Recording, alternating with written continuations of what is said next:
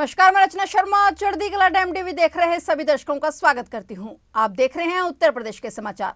Mission रोजगार के अंतर्गत उत्तर प्रदेश लोक सेवा आयोग द्वारा निष्पक्ष और पारदर्शी भर्ती प्रक्रिया के अंतर्गत चयनित उप जिलाधिकारियों, पुलिस उपाधीक्षकों और कोषाधिकारियों, लेखाधिकारियों हेतु लखनऊ में आयोजित नियुक्ति पत्र वितरण कार्यक्रम में प्रदेश के सीएम योगी आदित्यनाथ द्वारा यूपीपीएससी द्वारा चयनित 39 उप जिलाधिकारियों, 41 पुलिस उपाधीक्षकों और 16 कोषाधिकारियों और लेखाधिकारियों को लखनऊ में नियुक्ति पत्र वितरित किए गए। इस अवसर पर सीएम योगी आदित्यनाथ ने कहा कि कोई सिफारिश नहीं, न कोई हस्तक्षेप। जिन लोगों ने परीक्षा की शुचिता को भंग करने का प्रयास किया, वे लोग उनके खमियाजा भुगत रहे हैं। उन्होंने कहा कि जब सरकार ईमानदारी के साथ कार्य करती है तो समस्त धारणा चेंज होता है। और मुख्यमंत्री योगी ने लोक सेवा आयोग के अंतर्गत चयनित 39 एसडीएम और 41 पुलिस अधीक्षकों और 16 कोषाधिकारियों और लेखाधिकारियों को नियुक्ति पत्र वितरित किए। इस दौरान सीएम योगी ने पेपर लीक मामले को लेकर कहा कि जिन लोगों ने भी परीक्षा की शुचिता में सेंध लगाई है, उन्हें बख्शा नहीं जाएगा। उनके खिलाफ कार्रवाई हो रही है, वो कहीं भी हो, उन्हें ढूंढ निकालेंगे। उन्होंने कहा कि युवाओं के भविष्य से खिलवाड़ करने वालों का भविष्य बर्बाद कर देंगे।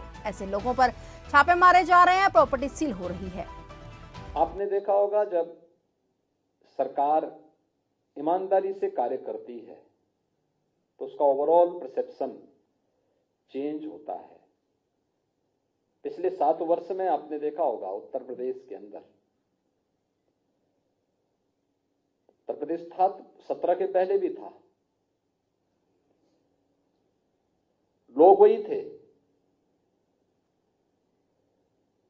यहां पे भी जो लोग बैठे हुए हैं, इन लोगों को भी दशकों काम करते हुए हो गए, लेकिन उत्तर प्रदेश के बारे में लोगों के मन में एक संदेह हुआ करता था। एक बड़ी आबादी को संदेह के दायरे में इस मशीनरी ने खड़ा करके रखा हुआ था। लेकिन 7 वर्ष में लोग वही, प्रदेश वही, विभाग वही, केवल कार्य संस्कृति बदली। आज करोड़ों लोगों की पहचान का संकट नहीं, बल्कि वह कहीं जाता है तो सीना तान करके कहता कि मैं उत्तर प्रदेश का हूं, तो उत्तर प्रदेश वासियों को सम्मान प्राप्त होता है। ये जो भी हुआ है, ये इसलिए हुआ क्योंकि सरकार ने एक निर्णय लेने का मैकेनिज्म तैयार किया। अपनी कार्य पद्धति में शुचिता और पारदर्शिता को महत्व दिया, ईमानदारी को सर्वोच्च प्राथमिकता दी, तो उसके परिणाम भी उसी रूप में हम सबके सामने आते हुए दिखाई दिए। पहली बार किसी आयोग या बोर्ड के द्वारा चयन की प्रक्रिया को एक समय सीमा के अंदर पूरा किया गया। 9 महीने के अंदर आपकी पूरी परीक्षा की प्रणाली और पूरे रिजल्ट को देने में मात्र 9 महीने के अंदर ही इस पूरी प्रक्रिया को संपन्न किया गया। न कोई सिफारिश, न कहीं से कोई हस्तक्षेप। और जहां पर जिन लोगों ने परीक्षा की शुचिता पे कुछ भी उसमें घुसपैठ करने का प्रयास किया, वे लोग उसका खामियाजा भुगत भी रहे हैं। आपने देखा होगा, उनकी सबकी प्रॉपर्टी भी जब्त हो रही है, उन सबके घरों में रेड पड़ रहा है।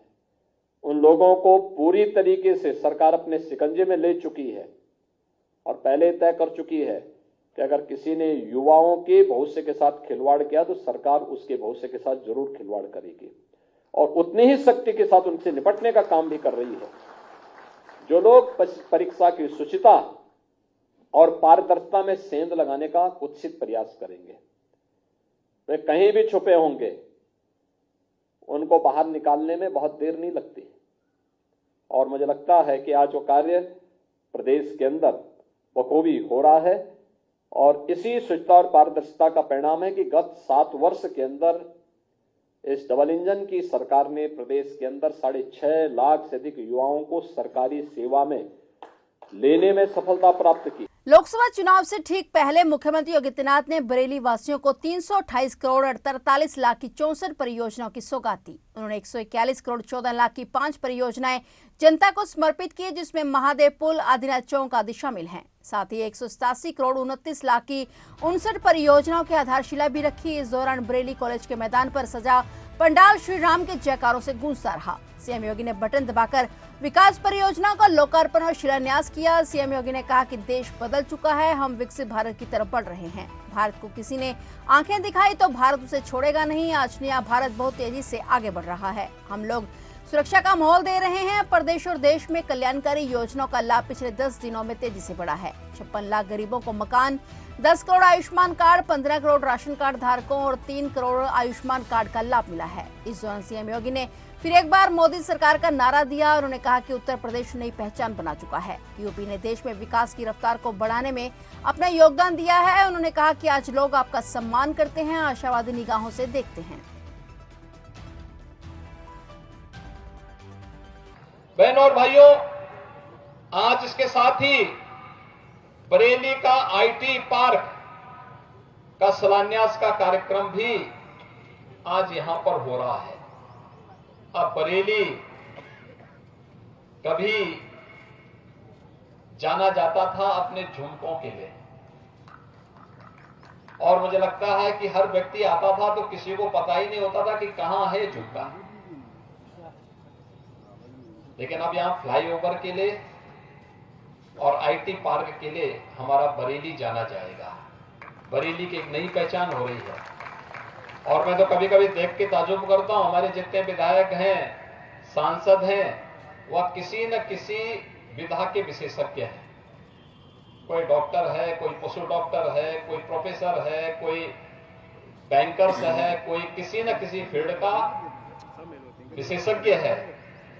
और विशेषज्ञ होने के साथ ही अपनी इस विशेषज्ञता का लाभ पूरे प्रदेश को दे रहा है। इतना भारी पोटेंशियल होने के बाद भी बरेली उपेक्षित पड़ा हुआ था। लेकिन आज मुझे प्रसन्नता है कि आपकी चिर प्रतीक्षित मांग आज पूरी हो रही है, और इसको पूरा करने के लिए यहां के जनप्रतिनिधियों का मुझे बार बार दबाव आ रहा था। एक बार केवल आधे घंटे के लिए सही, मैंने कहा आऊंगा तो समय तो पूरा ही लगता है, लेकिन आधा घंटा पूर्व में, जो पौन घंटा पूर्व जरूर आपके कार्यक्रम में आ गया। यानी मुझे यहां पे पहुंचना था लगभग 3:30 बजे के बाद, लगभग 4 बजे के आसपास मुझे यहां पहुंचना था, और मैं 3 बजे ही आपके यहां पहुंच गया। और उस सब के बावजूद आप पूरी तरह भर गए थे यहां पे। मैं देख रहा था जनता जनार्दन, मैं सोच रहा था मैं यही ये कह करके आया था कि लगता है बरेली जा रहा हूं तो मंच पे मैं अकेले ही रहूंगा। लेकिन मैं देख करके ताजुब कर रहा था कि मुझसे भी पहले आप सभी यहां पर पहुंच गए। मैं इसके लिए आपका हृदय से अभिनंदन करता हूं, आभार भी व्यक्त करता हूं। बहनों और भाइयों, देश बदल चुका है। अब हम भी कह सकते हैं कि हम भी एक विकसित भारत के नागरिक हैं। भारत ने पिछले 10 वर्ष के अंदर जो अभूतपूर्व सफलता प्राप्ति की है जीवन के प्रत्येक क्षेत्र में, उसके कारण दुनिया में भारत का सम्मान बढ़ा है। पूरी दुनिया आज भारत की तरफ आशा भरी निगाहों से देख रही है। दुनिया के अंदर कहीं कोई क्राइसिस आती है, कहीं कोई संकट आता है, लोग आशा भरी निगाहों की ओर से, आंख से आशा भरी निगाहें दुनिया की भारत की ओर जाती है। दुनिया में, जिसके कारण भारत का सम्मान बढ़ा है। भारत का सम्मान बढ़ने का मतलब भारत के हर नागरिक का सम्मान, 140 करोड़ लोगों का सम्मान। तो भारत की सीमाएं सुरक्षित हुई हैं। अब दुश्मन भारत की सीमा का अतिक्रमण नहीं कर सकता, भारत को आंखें नहीं दिखा सकता, क्योंकि भारत को कोई आंखें दिखाएगा तो भारत आज इतनी सामर्थ्य, इतनी शक्ति रखता है कि उसकी आंखों को उसी की हाथ पे तेल लग करके फिर वापस कर सकता है। जनपद फर्रुखाबाद में शिक्षा सेतु और सड़क, पेयजल सहित विभिन्न क्षेत्रों से जुड़ी 288 करोड़ से अधिक लागत की 102 विकास परियोजनाओं के लोकार्पण शिलान्यास कार्यक्रम का आयोजन किया गया। सीएम योगी ने विभिन्न क्षेत्रों से जुड़े 102 विकास परियोजनाओं की सौगात दी। इस अवसर पर सीएम योगी ने कहा कि लोकार्पित पॉलिटेक्निकल कॉलेज कायमगंज युवाओं के सपनों के नए उड़ान प्रदान करेगा। इन सभी परियोजनाओं से क्षेत्र के विकास को नई गति और जनता को बेहतरीन सुविधाएं मिलेंगी। इस पर सभी जनपद वासियों को हार्दिक बधाई। मुख्यमंत्री योगी आदित्यनाथ ने जहां 288 करोड़ की 102 विकास परियोजनाओं का लोकार्पण और शिलान्यास किया, वहीं उन्होंने स्वामी विवेकानंद योजना अंतर्गत छात्र छात्राओं को स्मार्टफोन वितरित किए। इसके अलावा मुख्यमंत्री ने digital public infrastructure for agriculture AgriStack योजना के अंतर्गत किसानों को 10 मिनट में लोन की सुविधा प्रदान करने के पायलट प्रोजेक्ट का भी शुभारंभ किया। सीएम ने बताया कि यूपी का फर्रुखाबाद जनपद एग्रीस्टेक योजना के अंतर्गत किसान क्रेडिट कार्ड के जरिए 10 मिनट के अंदर लोन की सुविधा से जुड़ने वाला देश का पहला जिला बना है। इसके लिए उन्होंने अन्नदाता किसानों को हृदय से धन्यवाद और प्रधानमंत्री का आभार जताया। मुख्यमंत्री ने इस बात के लिए भी आश्वस्त किया कि गंगा एक्सप्रेसवे से फर्रुखाबाद को जरूर जोड़ा जाएगा। सीएम योगी ने कहा कि कानपुर की तर्ज पर अब फर्रुखाबाद भी तेजी से विकास पथ पर अग्रसर है।